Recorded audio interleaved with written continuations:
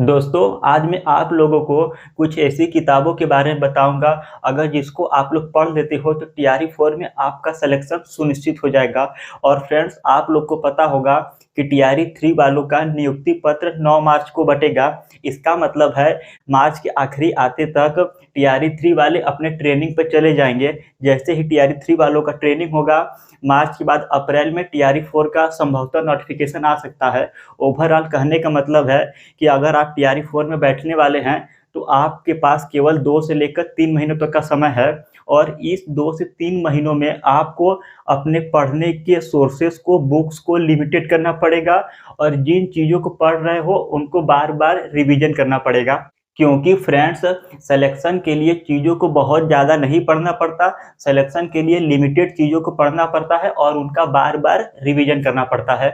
और फ्रेंड्स, इस वीडियो में मैं आप लोगों के साथ अपनी भी स्ट्रेटजी शेयर करूंगा कि तैयारी के दौरान मैंने किन गलतियों को किया था, ताकि उन गलतियों को आप दोबारा ना करो और आप लोग अपने समय को बचा सको। क्योंकि टीआरई 4 2 से 3 महीनों में होने वाला है। जिनकी तैयारी हो चुकी है अच्छी बात है, जिनकी तैयारी नहीं हुई है वो भी निराश ना हो, केवल उनको सही अप्रोच से पढ़ना है।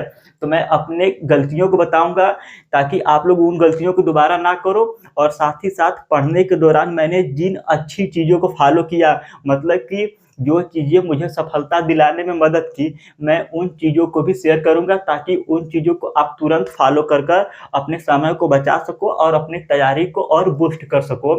तो वीडियो में एंड तक बने रहिए बिना स्किप किए हुए।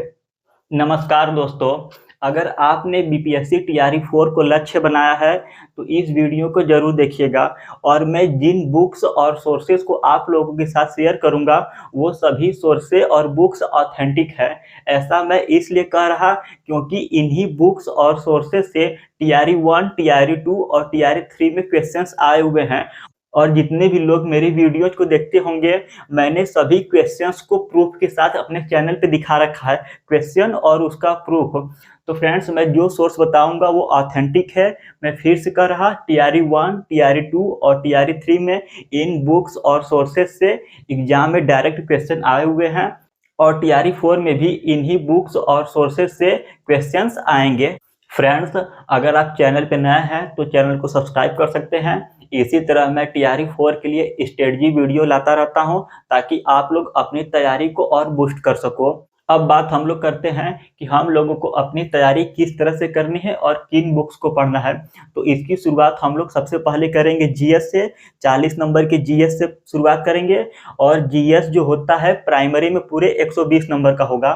तो ये video primary, junior, TGT, PGT सभी के लिए है और प्राइमरी में पूरे 120 नंबर का जीएस होता है।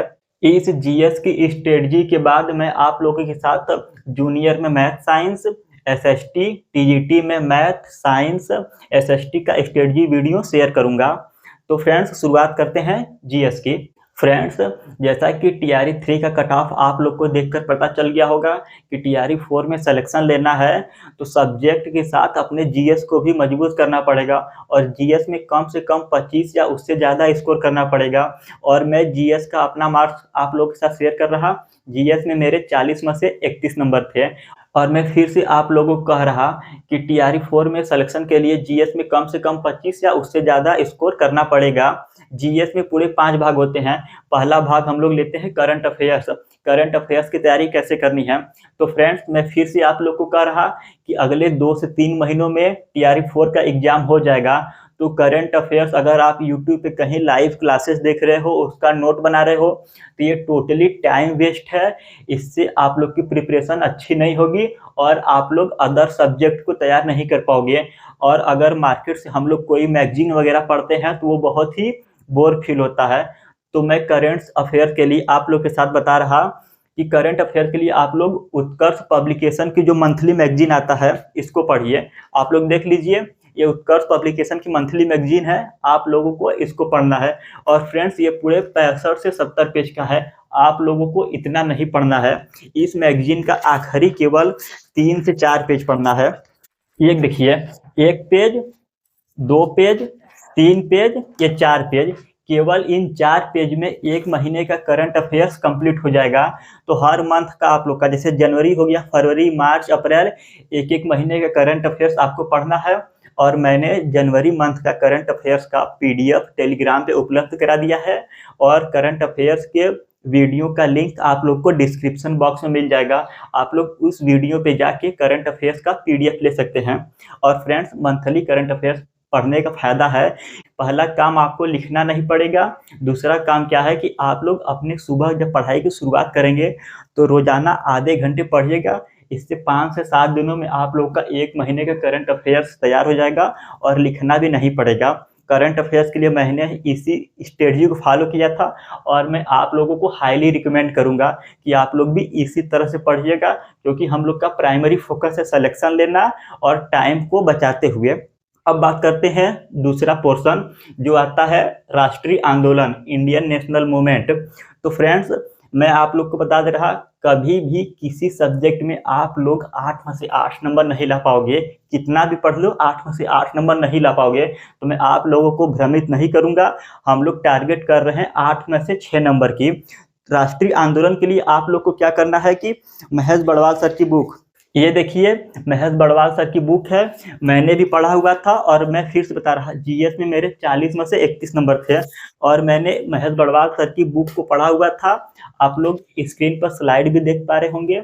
और मैंने जिस तरह से राष्ट्रीय आंदोलन को पढ़ा है उसका पीडीएफ मैं टेलीग्राम चैनल पर उपलब्ध करा दूंगा, लिंक डिस्क्रिप्शन बॉक्स में मिल जाएगा। और फ्रेंड्स, बुक को किस तरह पढ़ना है मैं बता रहा। जब आप लोग महेश बड़वाल सर की बुक से राष्ट्रीय आंदोलन पढ़ोगे तो क्या करना है कि जब आप कहीं पर मॉक टेस्ट लगा रहे हो, यूट्यूब पे लाइव क्लासेस देख रहे हो, मैराथन वगैरह, तो जितने भी नए क्वेश्चंस आ रहे हैं उन सभी क्वेश्चंस को कॉपी पर नहीं लिखना है। जो क्वेश्चंस है उस क्वेश्चंस को डायरेक्ट आपको बुक पे लिखना है। मान के चलिए आप टॉपिक पढ़ रहे हो भारत में क्रांतिकारी आंदोलन, आप लोग यहाँ बुक पर देखिए मैंने किस तरह से पढ़ा हुआ है, और स्क्रीन पर भी देख पा रहे होंगे। जैसे भारत में क्रांतिकारी आंदोलन पढ़ रहे हैं तो यूट्यूब पे या मॉक टेस्ट में जो भी नया क्वेश्चंस मिल रहा उस क्वेश्चंस को कॉपी पर मत लिखिएगा, डायरेक्ट जो बुक है, बुक में जो टॉपिक है क्रांतिकारी आंदोलन, उसी पे आप लोग पेन या पेंसिल से लिख लीजिएगा, ताकि रिवीजन करते समय आपकी सारी चीजें रिवाइज हो जाए। तो राष्ट्रीय आंदोलन के पहला काम महेश बड़वाल सर की बुक, दूसरा काम करना है एनसीईआरटी आप लोग को पढ़ना है। क्लास 10th की एनसीईआरटी पढ़नी है। ये क्लास 10th और क्लास 12th, क्लास 10th में एक चैप्टर, 12th में एक चैप्टर। केवल आपको 2 काम करना है, एनसीईआरटी और महेश बड़वाल सर की बुक। इसके साथ आप लोग प्रीवियस ईयर क्वेश्चंस करिएगा। प्रीवियस ईयर क्वेश्चन आप लोग इस बुक से कर सकते हो। अगर आपके नज़दीकी मार्केट में ये बुक उपलब्ध है तो आप लोग वहां से डायरेक्ट परचेज कर लीजिए। अगर आप लोग को ये बुक नहीं मिल पा रही है तो मैं इस बुक का लिंक नीचे डाल दूंगा डिस्क्रिप्शन बॉक्स में या कमेंट सेक्शन में, आप लोग डायरेक्टली वहां से परचेज कर लो। तो मात्र आप लोग प्रीवियस ईयर महेश बड़वाल और एनसीईआरटी करने से 8 में से एनसीईआरटी में 6 नंबर कर ले जाओगे। मैं 8 नंबर की गारंटी नहीं दूंगा। फिर इसके बाद आती है जियोग्राफी। जियोग्राफी के लिए क्या फ्रेंड्स करना है, आप लोगों को 9th और 10th की एनसीईआरटी पढ़ना है।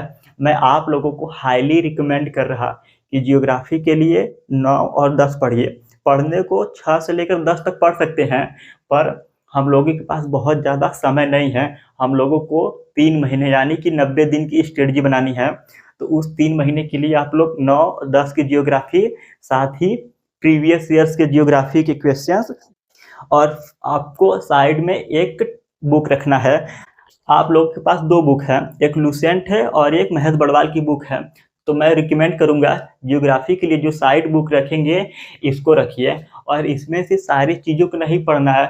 जो चीज़ें फिक्स्ड होती हैं, जो स्टैटिक होती हैं, थोड़ा बहुत चीज़ें इसमें से पढ़ना है। और इस तरह से आप जियोग्राफी में भी 8 में से मिनिमम 6 नंबर स्कोर कर ले जाओगे। और हम लोग का 2 टॉपिक्स बचते हैं, साइंस और मैथ। तो फ्रेंड्स, साइंस के लिए आप लोग को क्या करना है, केवल 9, 10 और 8 की एनसीईआरटी पढ़ ले जाओ।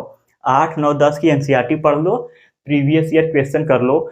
इसमें से भी आपके 8 में से 6 नंबर आ जाएंगे, और इससे ज़्यादा कुछ नहीं करना है। और फ्रेंड्स, मैं इसी तरह मुंह उठा के नहीं बोल रहा कि मैं आया कुछ भी बोल दे रहा। मैं इसी चैनल पे सारे क्वेश्चंस को प्रूफ के साथ दिखा रखा है, ऑथेंटिक सोर्स बता रहा। और मैंने भी 4 से 6 महीने टीआरई 3 की पढ़ाई के दौरान इन सभी सोर्सों को पढ़ा है, डिटेल्स में एनालिसिस किया है, तो आपको ज़्यादा इधर-उधर भटकना नहीं है। फिर इसके बाद आता है मैथ। मैथ जिनका मेन सब्जेक्ट है तो उनको डरने की कोई बात नहीं है, वो जीएस में 8 नंबर मैथ को बना ले जाएंगे। अगर जिनका मैथ सब्जेक्ट नहीं है तो उनको अगर मैथ पढ़ना है तो वो क्या करें, केवल जो बीपीएससी के प्रीवियस ईयर्स के क्वेश्चन है केवल उन्हीं को बनाएं। 3 से 4 बार उन्हीं प्रीवियस ईयर के क्वेश्चन को बना ले जाओ। मैं गारंटी तो नहीं दूंगा, अगर आप थोड़ा बहुत पढ़ ले जाओगे तो 8 में से 4 से 5 नंबर स्कोर कर ले जाओगे। तो इस तरह से 5 सेक्शन में हम लोग एवरेज निकालते हैं, कितना हो गया, 4 सेक्शन में 6-6 नंबर यानी कि 24, और मैथ में पकड़ लेते हैं 5 नंबर। इस तरह से 29 से 30 नंबर गारंटीड आप लोगों का आ जाएगा। फ्रेंड्स, मैं जितनी भी चीज़ों को बताया हूँ केवल इन चीज़ों को फॉलो कर लो। जीएस में आप लोगों को मिनिमम 25 या उससे ज़्यादा नंबर आएंगे, और मैंने भी इन्हीं चीज़ों को पढ़ के 31 नंबर लाया है जीएस में। और सिलेक्शन मैंने 2 में लिया है, जूनियर में सिलेक्शन लिया है, टीजीटी में सिलेक्शन लिया है। और ऐसा नहीं है कि मेरा सिलेक्शन तुक्के से हुआ है, मैंने चीज़ों को सही अप्रोच से, सही तरीके से और सही बुक्स को फॉलो करके पढ़ा है। अगली वीडियो जूनियर के लिए, टीजीटी के लिए और प्राइमरी के लिए एकदम डिटेल्स में सेपरेट आएंगी। और जितने भी लोग नए हैं चैनल को सब्सक्राइब कर लें, और मैं डेली लाइव क्लासेस लेता हूं मैथ, साइंस और जीएस के लिए। मिलते हैं अगले वीडियो में, तब तक के लिए धन्यवाद।